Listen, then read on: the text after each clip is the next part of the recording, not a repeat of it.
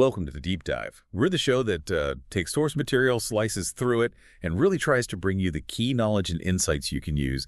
And today we are diving deep into Nassim Nicholas Taleb's, well, frankly, game-changing book, Fooled by Randomness, The Hidden Role of Chance in Life and in the Markets. Just so we know, this deep dive comes your way thanks to BookCast FM. They're all about bringing books to life, one cast at a time. Right, so our sources today are a detailed summary and some key excerpts from Taleb's book. And our mission really is to pull out the absolute core ideas. We want to understand how randomness messes with our view of success and failure, and hopefully give you, our listener, some practical ways to think about navigating all this uncertainty. We're aiming for real clarity here, using Taleb's own examples. Absolutely. And Taleb's core argument, it sounds simple, but it's actually, really hard for us to internalize.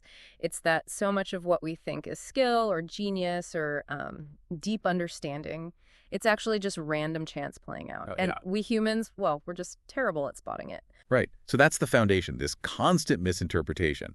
We see someone successful, especially in tricky fields like finance, and we immediately think, wow, they're brilliant, or they worked so hard. Yeah, the instinct is skill. But Taleb steps in and says, hang on a second. Maybe they just got lucky. And it's crucial to get this. Taleb comes from trading, but this book isn't just for finance folks. Not at all. It's really for anyone making decisions when things are uncertain. Which is pretty much everyone, right? Exactly. Life. So he builds this case using a few core themes. You mentioned luck versus skill, that's central. But then there's survivorship bias. Oh, yeah, that one's just, it's so simple, but so powerful when you grasp it. We only ever see the people who made it through whatever random filter there was. The successful investors, the authors who got the book deal, the companies that didn't fold. We don't see the failures. Right. We completely miss the, graveyard is full of people who tried the exact same things, maybe worked just as hard, but failed. They're indubitable. And that totally warps our perception of how likely success actually is. And our brains hate that, don't they? That missing information. So we invent stories, which leads to what he calls the narrative fallacy. Spot on.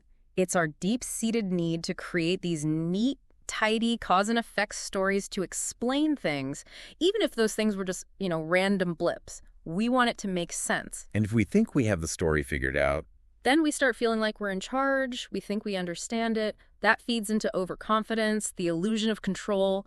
We believe we've got a much better handle on these complex random systems than we really do. Because fundamentally, we're just not wired for probability. Our brains didn't really evolve for that kind of thinking. Not at all. And sort of lurking beneath all this, he introduces the idea of black swans. He develops it more later, of course, but these are those rare, super high-impact events that nobody saw coming. They blow up all our neat little stories and models. Okay, so let's try and boil this first part down. Key takeaways so far. Skill versus luck. Huge distinction, easily confused, critically important. Judge the process, the quality of the decision, not just the outcome. Yes. Because a perfectly good decision can have a terrible result due to bad luck. And honestly, a stupid decision can sometimes get bailed out by pure luck. Resist making up stories after the fact. Be really skeptical of experts, especially those who sound way too sure about themselves in complex areas. And always ask, what else could have happened? Think about those alternative histories, the paths not taken. I think what makes this book hit home for so many people is how personal it feels. Like for you listening right now. How do you define success? When you see someone hit it big, is your first thought genius? Do you try to copy them? Or when things go wrong for you, do you always blame yourself? Even if you made a rational choice, it just didn't pan out. Taleb forces that kind of uncomfortable self-reflection. And he doesn't lay it out like a textbook either. The book feels more like a collection of linked essays, right?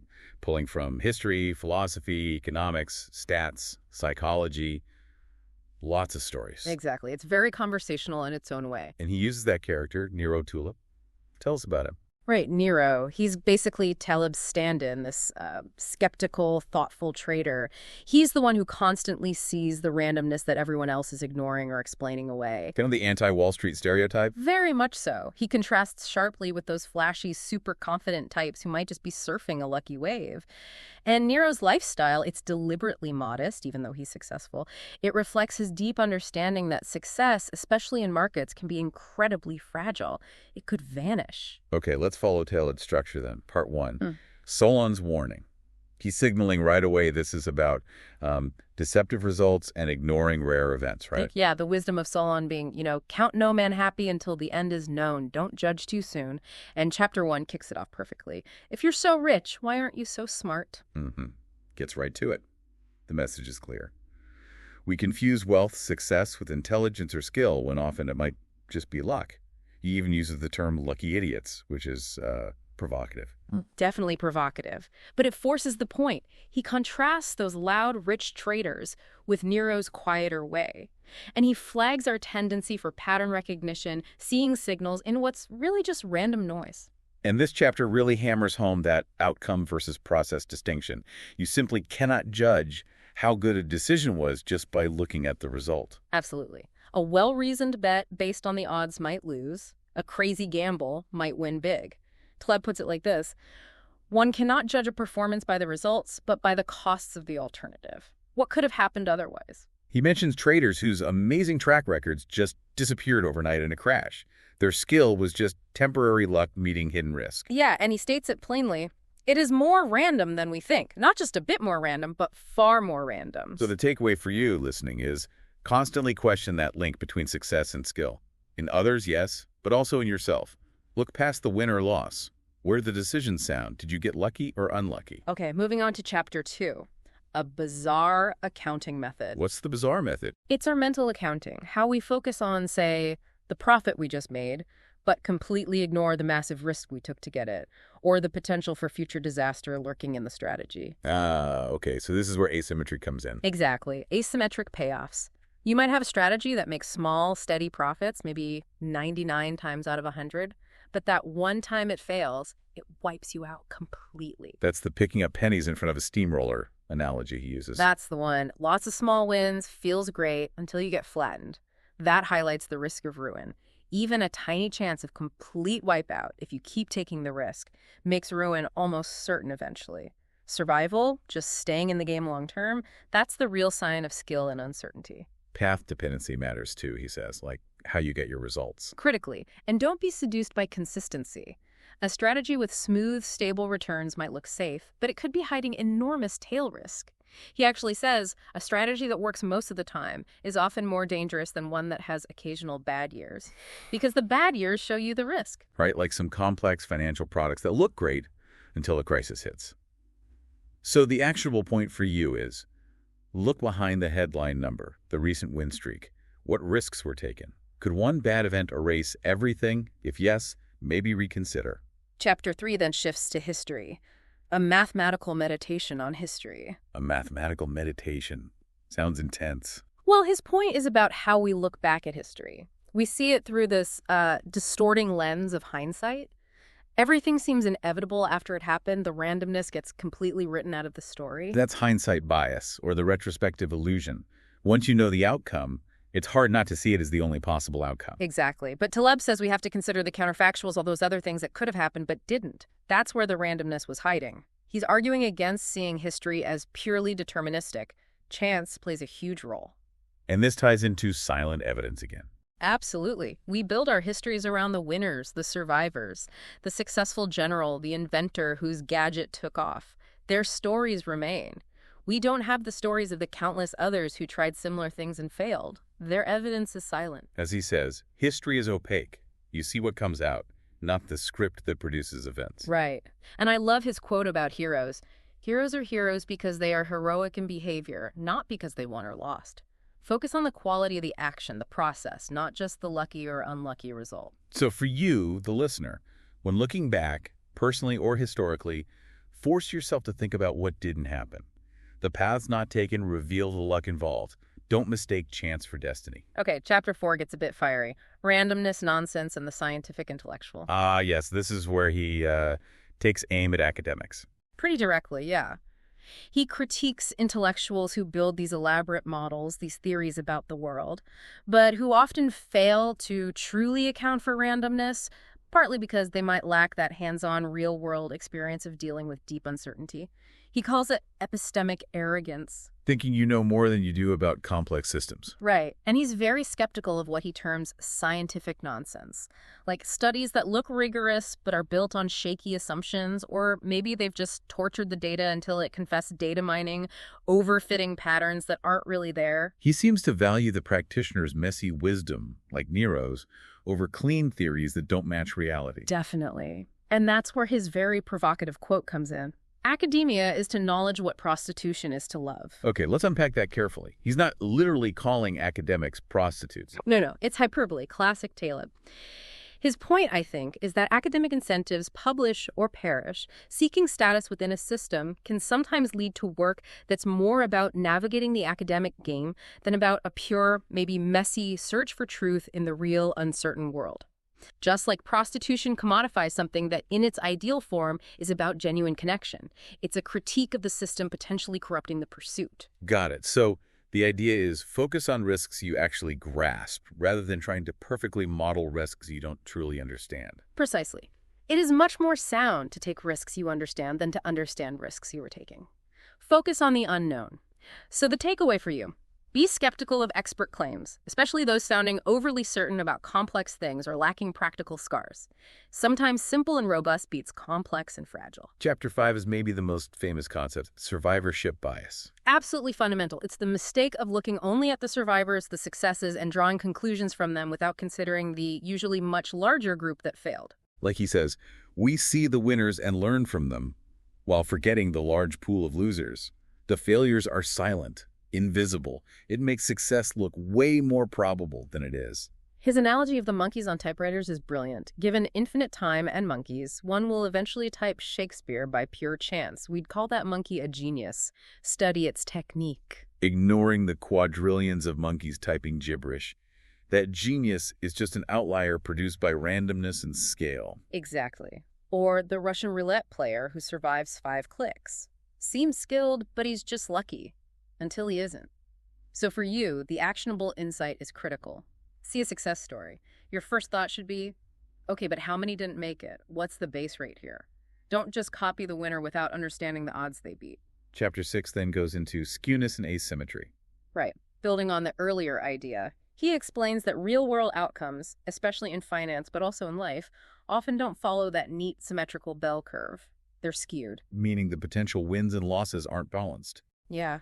And crucially, those rare events out in the fat tails of the distribution, the things the standard models say are almost impossible. They happen more often than we think, and they have a massive disproportionate impact. So you could have a strategy, say, that wins small amounts very often, but has a small chance of a huge catastrophic loss. That's a negative skewness, negative asymmetry. The steamroller again.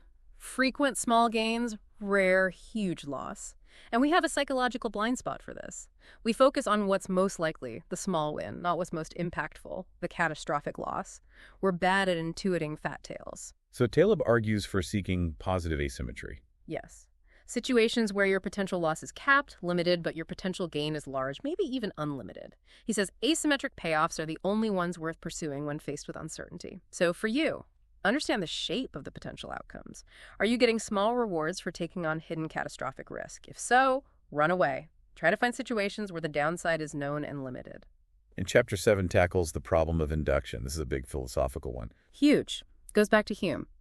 It's the basic idea that just because something has happened a certain way in the past doesn't logically guarantee it will happen that way in the future, especially in complex systems. And the killer example here is the turkey problem. The turkey problem. Perfect illustration. Every day the turkey gets fed by the butcher. Every single day reinforces its belief. This butcher guy loves me, life is good and predictable, its confidence grows. Right up until the day before Thanksgiving. Exactly. Induction works perfectly until the one day it catastrophically fails. That past beta was misleading about the underlying reality. Financial models based only on historical data are often turkeys waiting for Thanksgiving. As Taleb quotes, no amount of observations of white swans can prove that all swans are white, but the observation of a single black swan can disprove it. Right. So the powerful warning for you is, Be deeply skeptical of predictions or plans based only on past performance, especially in complex domains. The past isn't always prologue. Instead of predicting, focus on building resilience, robustness. Make yourself less fragile to whatever the future might bring. Okay, that covers part 1, laying out the deceptive nature of outcomes, hidden risks, bias. Yes, setting the stage. Now, part 2, Monkeys on Typewriters, dives more into the psychological biases, how our own minds fool us when interpreting success and skill. And it starts with Chapter 8, Too Many Millionaires Next Door. This one tackles those popular narratives, like in the book The Millionaire Next Door, that suggest wealth comes mainly from virtues like frugality, hard work, discipline. Taleb's not saying those don't matter. No, but he's arguing they aren't the whole story, maybe not even the main story for many. He suspects randomness plays a much bigger role. Many wealthy people are just lucky survivors of a random draw. It's survivorship bias again, applied to getting rich. We read about the winners, attribute it all to their good habits, and ignore the millions with the same habits who didn't get rich. Exactly. You can be a fool and still get rich in a world that's fooled by randomness. Which means copying the habits of someone who got rich through luck might just lead you to take risks that don't pay off. So the practical point for you, before you admire or emulate someone's success, really try to figure out where it came from. Was it repeatable skill, or were they in the right place at the right random time? Don't automatically assume wealth means brilliance. Chapter 9 has another great title. It is easier to buy and sell than fry an egg. Okay, what's the point there? Trading is easy, cooking is hard. Sort of. The idea is that the ease of execution, clicking a mouse to trade, for instance, gets confused with competence. Because it's easy to do, people think they're good at it, especially if they hit a lucky streak early on. So the low barrier to entry in things like online trading means more people get exposed to randomness and get fooled by it. Precisely. They get random, positive feedback, attribute it to their genius, especially if there's a general upswing like a bull market. They mistake the environment for their own skill, that success isn't repeatable, it was just noise. And doing something, clicking buttons, makes you feel in control, even if it's just random. Yeah, the illusion of control again, he says starkly. Many confuse intelligence with a bull market.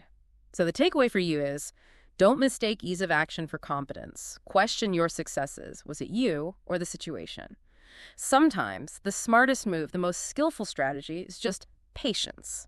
Doing nothing. Chapter 10 is Loser Takes All on the Non-Linearities of Life. This is absolutely critical. Non-linearity. The world, especially markets, finance, complex systems, isn't linear. Cause and effect aren't proportional. Meaning small things can have huge, unexpected consequences. Exactly. Unlike a simple lever where doubling the force doubles the result, in a non-linear world, one tiny input, one rare event can swamp everything else.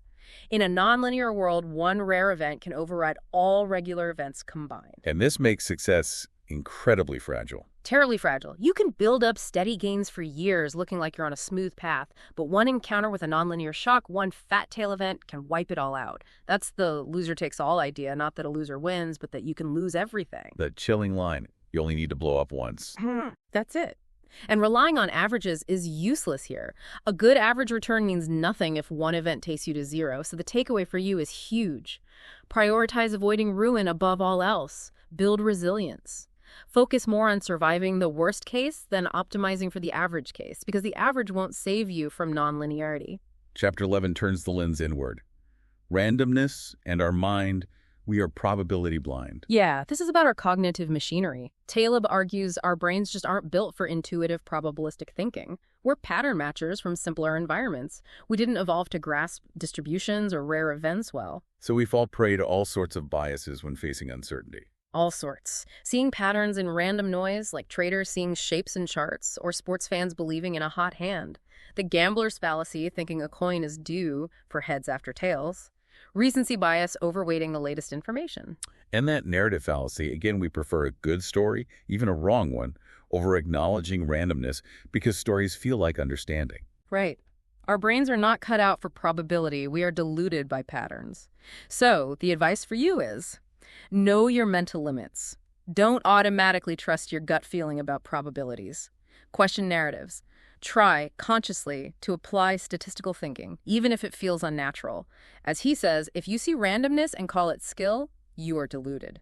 Chapter 12, Gamblers, Ticks, and Pigeons in a Box, builds on that. It does. It uses B.F. Skinner's famous pigeon experiments. Skinner gave pigeons food rewards randomly, completely unrelated to what they were doing. And the pigeons started doing weird dances or whatever they happened to be doing just before the food arrived? Exactly. They developed superstitions, believing their actions caused the reward. Taleb says humans do the same thing, especially in environments like trading or gambling where rewards are variable and random. You wear your lucky socks, make a winning trade, and suddenly the socks seem essential. Precisely. Pigeons, conditioned under random rewards, become compulsive, performing behaviors disconnected from actual outcomes. And this random reward schedule is incredibly powerful, very addictive. Think slot machines. Those occasional, unpredictable wins keep people playing, even if they're losing overall. Nothing is more addictive than a variable reward schedule. Wow. So the takeaway for you: examine your own routines and habits in uncertain areas. Are your lucky charms or methods actually effective, or just superstitions born from random reinforcement? Question the real cause and effect. And finally, Chapter 13 brings it back to philosophy. Carneades comes to Rome on probability and skepticism. Yeah, this is Taleb's call to embrace a kind of philosophical skepticism and deep intellectual humility when dealing with the unknown. He invokes ancient Greek skeptics like Carneades, Who argued we can't achieve absolute certainty about much, right? Exactly. But we can use probabilistic reasoning to make better judgments and decisions. Skepticism here isn't being negative. It's the rational defense against being fooled, against overconfidence. He contrasts this humble skepticism with the certainty often displayed by modern forecasters or economists. Right. He argues the wise path isn't trying to predict the unpredictable future, but trying to become robust to it, build resilience, focus on what you don't know, on your potential exposures. So it's about thinking in likelihoods, preparing for a range of outcomes, not betting everything on one prediction. Yes. And having the intellectual integrity to admit uncertainty, to change your mind. As he paraphrases Carneades, Carneades did not say we can know nothing. He said we can be certain of nothing. So the final piece of advice for you, the listener, is cultivate skepticism as a tool. Accept uncertainty. Focus on building robustness, resilience in your finances, plans, thinking, rather than relying on shaky forecasts. And it all circles back to Solon's warning. Don't declare victory too early. Life, markets, they unfold. It demands humility, a constant awareness of chance. It requires probabilistic thinking. Okay, so let's sum up. Fooled by randomness fundamentally argues that luck plays a much, much bigger role than we think or want to admit. And our own minds conspire against us seeing this clearly. Yeah, understanding things like survivorship bias, narrative fallacy, asymmetry, fat tails, the problem of induction, and then embracing skepticism. These are like mental shields against being constantly fooled. And it forces that crucial shift. Judge the process, the quality of reasoning, not just the outcome. It can be unsettling, definitely. It challenges core beliefs about meritocracy and control, but ultimately I think it's quite liberating once you internalize it. Which brings us to our final thought for you, the listener, to chew on. Having heard all this, how might these ideas change the way you look at the news, or evaluate the success you see around you, or even how you assess your own decisions, your own wins and losses? Are you still seeing skill where maybe it's just luck? Still judging by results alone? It's definitely a lens that potentially changes how you see almost everything. It really can. This deep dive drew from sources related to Nassim Nicholas Taleb's fantastic book, Fooled by Randomness, and we brought it to you with the help of BookCast FM. And if this discussion sparked your interest, we really do encourage you to grab the book itself. There's so much more texture, personality, and detail in Taleb's own writing. Support the author. Absolutely. You'll find a link to purchase the book right there in the description for this deep dive. For the deep dive, powered by BookCast FM, bringing books to life, one cast at a time. Thanks for listening.